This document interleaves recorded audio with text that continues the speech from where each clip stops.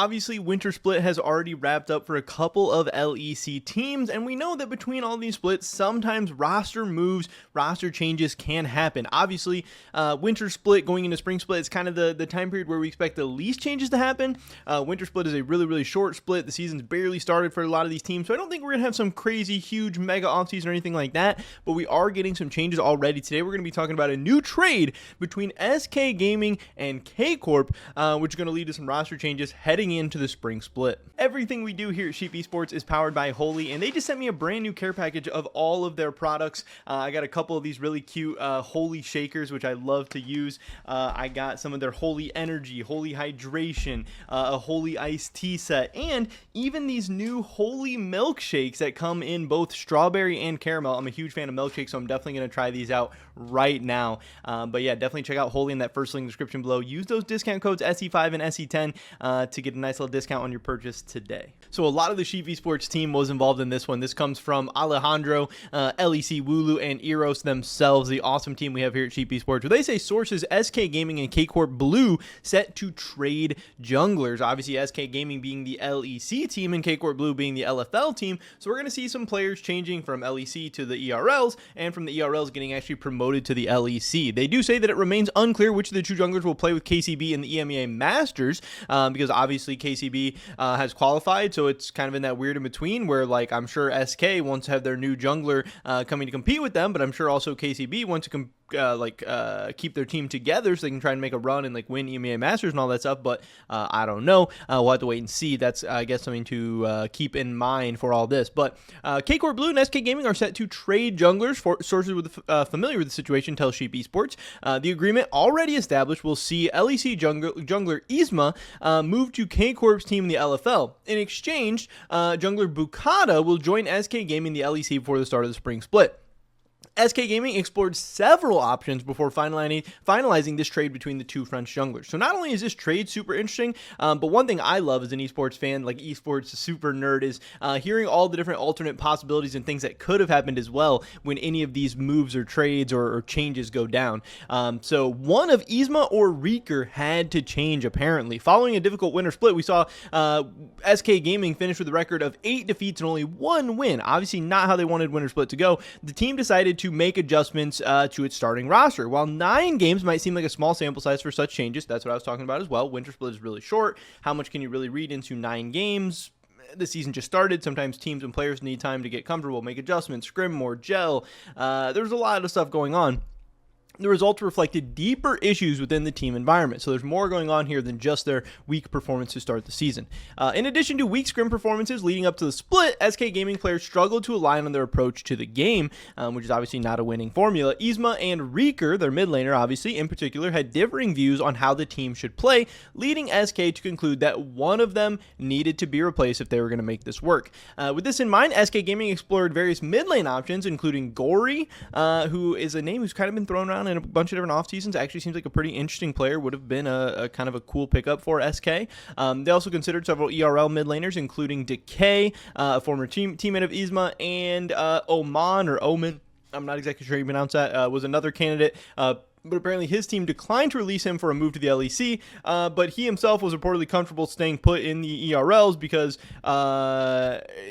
SK is kind of like a bottom-tier team in the LEC. I know some people are wary of joining a bottom-tier team, getting stuck with a bottom-tier team, and then, hey, if you don't have good team results, sometimes it can be harder to stand out, and then that can kind of set you behind for your future career and stuff like that. So yes, getting an LEC opportunity is usually cool. It's usually a good idea. It's usually an opportunity, a stepping stone for your career.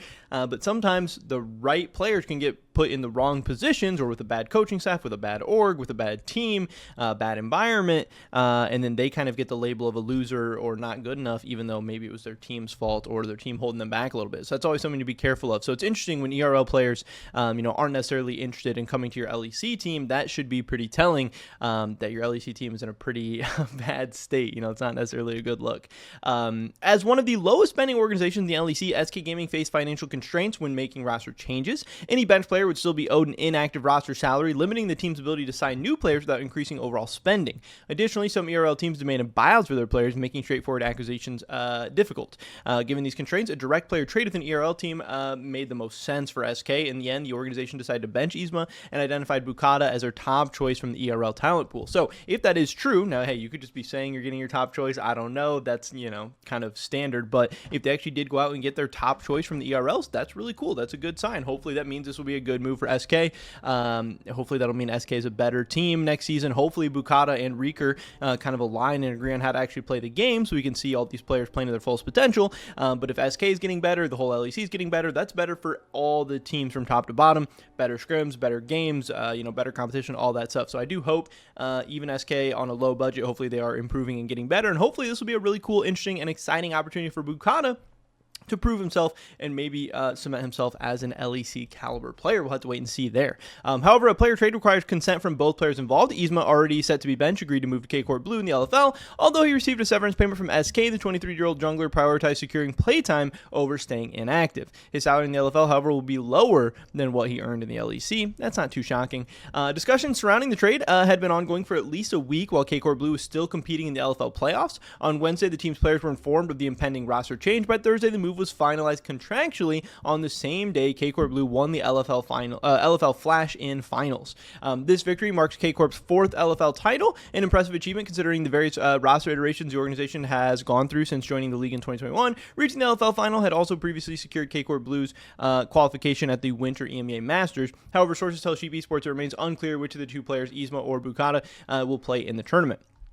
Indeed, according to the 2025 ERL rulebook, a player who has participated in more than 50% of the matches in the current LEC split is ineligible to participate in any ERL regular season playoffs and the EM event for the current split. EMEA, having played the entirety of the LEC winter split with SK, should therefore be ineligible to compete in the EMEA Masters under this rule. According to our sources, K-Corp has requested an exception from Riot and is currently awaiting a response.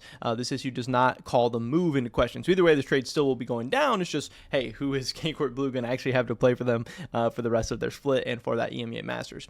22-year-old jungler Boukada has been competing in the ERL since 2021. After struggling in France and Spain, he found himself in the LFL Division 2, where he played a key role in the Team Du Sud's promotion of the LFL. The following year, he joined Team Go, a roster considered as many as an LFL super team. His strong performances there earned him a spot on K-Corp Blue for 2025, who just secured the title. With SK Gaming operating on a tight budget, Boukada will be joining the LEC on a relatively low salary. However, the jungler is eager to prove himself at the highest level of European competition. He's often described as a competent and smart player. Again, we had him on our Sheep Esports rankings as the number 3 jungler in the LFL during this split. Obviously, K-Corp is a very, very strong team. I think he had the number 1, I have it pulled up here, the number 1 gold per minute of all junglers in the LFL, and number 3 in kills, number 3 in assists. Some pretty good looking stats overall. We'll have to see how he pans out, obviously, but yeah, he's going to be kind of in a rough position. Obviously, SK is still a bottom tier roster and a bottom tier kind of setup in the LEC going into the spring split, so he's not necessarily set up for success in that regard.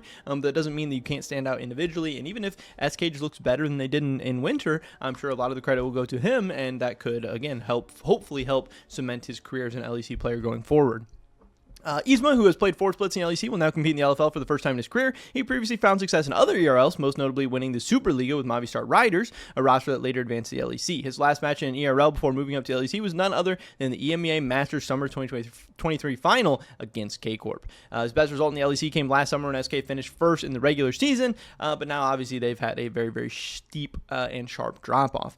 Given the limited roster changes expected between winter and spring splits, EMEA had little chance of securing another LEC spot this offseason. As for SK Gaming, additional roster changes could still take place for the spring split, so we'll have to wait and see what happens there. Make sure you guys stay tuned for the rest of that. Obviously, if anything else happens, we will definitely be covering it on sheepesports.com and right here on this YouTube channel. Definitely thank you so much to Holy for sponsoring and powering everything we're doing here at Sheep Esports.